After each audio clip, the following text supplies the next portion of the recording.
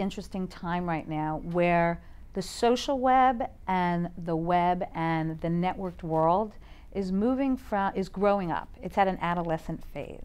Up until this point, we've lived through a time period where the tools and technologies have been at the forefront of and been forcing a shift in human behavior.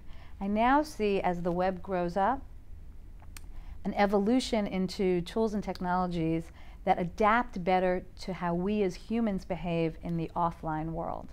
And as a correlation to that, it's going to be ever increasingly more important for these softer skills of how we behave in the real world and connecting the dots between data and people in more fluid ways is going to be increasingly important, and infusing the social back into the web. The challenges for a lot of this in a work context are the way that enterprises have been organized to date, which are very silo-driven. So you have an organization that focuses on marketing, an organization that focuses on product, an organization that focuses on sales, and they're very siloed. And connecting the dots in a more holistic way of looking at business, probably from the point of view of the customer, whether that customer is a business or an individual, forces breaking down of silos in interesting ways. And that's number one. That's internally in the organization.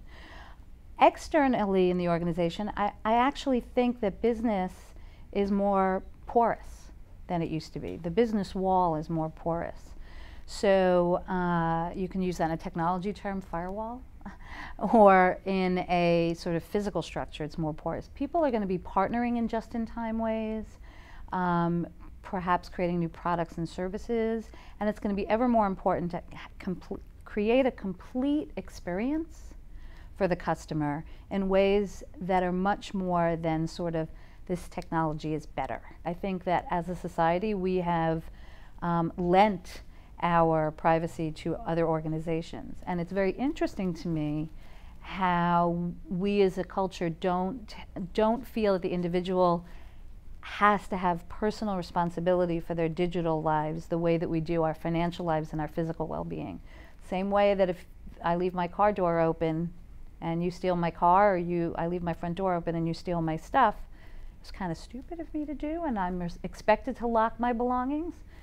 We need to have a different sort of attitude and understanding, and maybe even business practices and norms around our personal data as well.